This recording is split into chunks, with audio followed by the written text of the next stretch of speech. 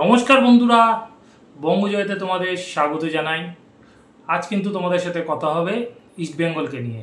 Durand কাপে কি দল নামাতে চলেছে ইস্ট বেঙ্গল, কেমন হতে পারে ইস্ট বেঙ্গলের প্রথম একাদশ, কতটা সম্ভাবনা ইস্ট বেঙ্গলের ডুরান্ড কাপে, তো সেই নিয়ে কিন্তু আজ তোমাদের সাথে আলোচনা হবে।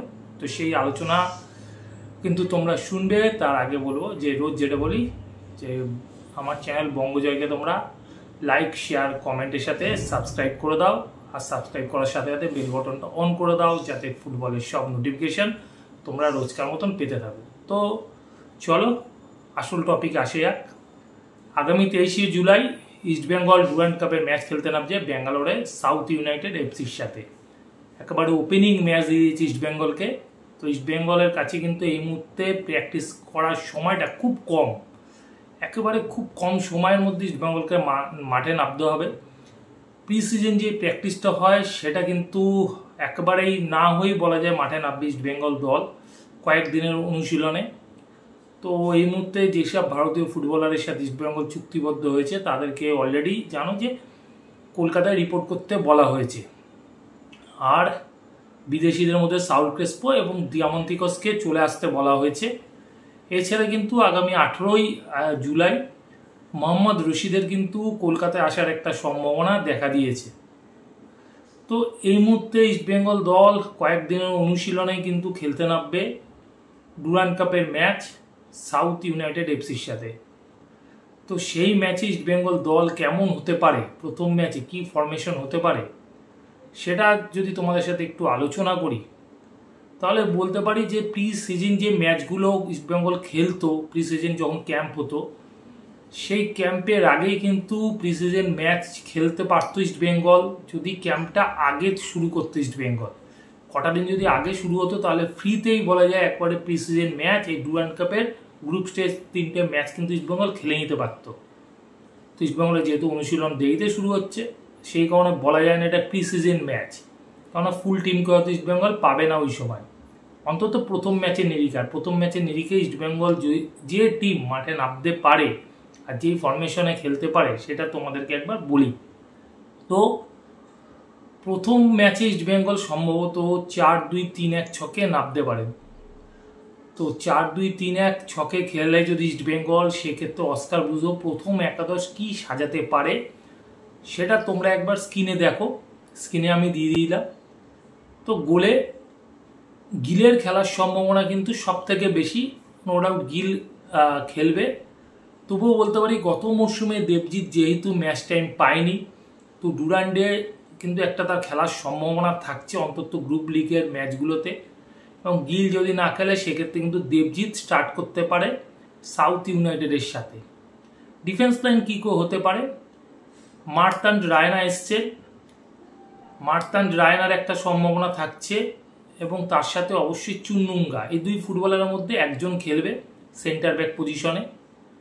এবং আরেকজন যে সেন্টার ব্যাক সেটা নো ডাউট আনোয়ার আলী।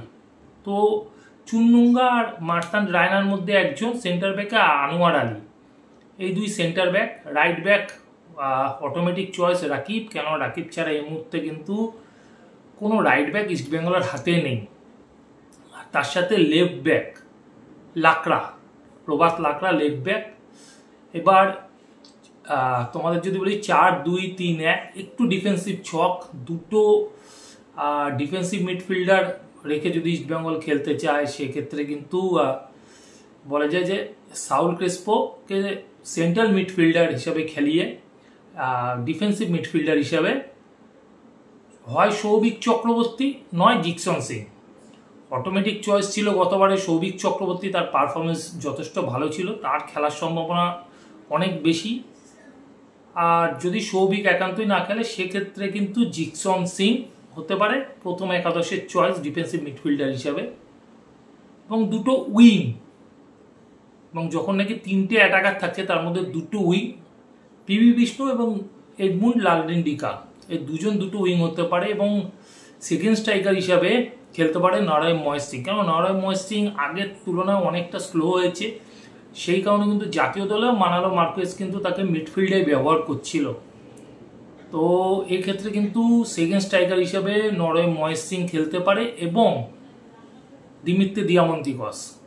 যদিও সমর্থকদের বেস্ট চয়েস হচ্ছে ডেভিড, কিন্তু বিদেশি দিয়ামন্তিকসের উপরই ভরসা রাখতে চাইবে ইস্টবেঙ্গল কোচ অস্কার ব্রুজো। যদি এই 4-2-3-1 ইস্টবেঙ্গল প্রথম ম্যাচে শুরু করে সাউথ ইউনাইটেডের সাথে, আর যদি ইস্টবেঙ্গল প্রথম থেকেই অ্যাটাকিং খেলতে চায়, আক্রমণাত্মক মেজাজে খেলতে চায় সাউথ ইউনাইটেড এফসির সাথে, সেক্ষেত্রে কিন্তু ইস্টবেঙ্গল টিমের ফরমেশনও চেঞ্জ হতে পারে। সেক্ষেত্রে 4-4-2-এ যেতে পারে ইস্টবেঙ্গল, এবং সেক্ষেত্রে কোচ অস্কার ব্রুজো যেভাবে দল সাজাতে পারে তা হচ্ছে গোলে গিল ফার্স্ট চয়েস। যদি গিলকে না খেলিয়ে দেবজিৎকে ম্যাচ টাইম দিতে চায় বা দেবজিৎকে তৈরি রাখতে চায়, সেক্ষেত্রে দেবজিৎ শুরু করতে পারে। আর ডিফেন্স লাইন একই থাকছে, আগে যেটা বললাম যে মার্তান রায়না অথবা লালচুন নুঙ্গার মধ্যে একজন সেন্টার ব্যাকে খেলবে, এবং Anwar Ali automatic choice, right ব্যাকে রাকিবও অটোমেটিক চয়েস, এবং লেফট ব্যাক প্রভাত লাকড়া। হাতে কোনো এই মুহূর্তে সাইড ব্যাক নেই। জয়গুপ্তার যেহেতু এখনো সাইন হয়নি, সেই কথা আমি মাথায় রেখেই বলছি। এছাড়া কেভিন সিভিলের কথাও কিন্তু আমি মাথায় রেখে বলছি।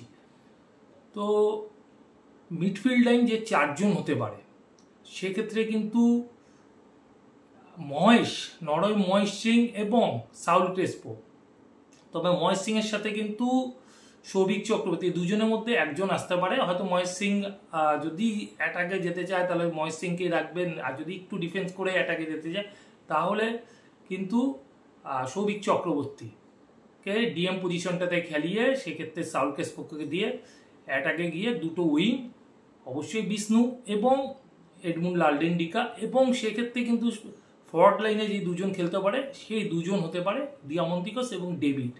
সমর্থকদের চয়েস কিন্তু অবশ্যই ডেভিডই থাকবে দিয়ামন্তিকসের জায়গায়, কিন্তু যদি 4-4-2-এ দুটো স্ট্রাইকার নিয়ে ইস্টবেঙ্গল খেলতে চায় তাহলে দিয়ামন্তিকস এবং ডেভিডকে রেখে কিন্তু একটা ফরমেশন তৈরি করতে পারে 4-4-2-এ ইস্টবেঙ্গল কোচ অস্কার ব্রুজো। তো এরকম হতে পারে। তো তোমাদের বলো যে তোমাদের কাছে এর থেকে বেটার অপশন কি হতে পারে ফার্স্ট টিমের জন্য ইস্টবেঙ্গলের। আমি নন্দকুমারের কথাও দুটো উইংয়ের চিন্তা করে রেখেছি, এছাড়া বিপিন সিংও আছে, কিন্তু বিষ্ণু আর Edmund Lalrindika better than Bipin Singh আর নন্দকুমার। তো সেই জন্য কিন্তু এই দুই উইংয়ের কথাই আমি ভেবেছি যে সম্ভবত কোচ এই দুই উইংকেই বিষ্ণু এবং এডমুন্ডকে কিন্তু ফার্স্ট টিমে খেলাতে পারে। তো তোমাদের যদি এর থেকে ভালো কিছু সাজেস্ট থাকে তোমরা কিন্তু অবশ্যই কমেন্টে জানিও যে এই প্লেয়ার নেই, এই প্লেয়ার আসতে পারে টিমে।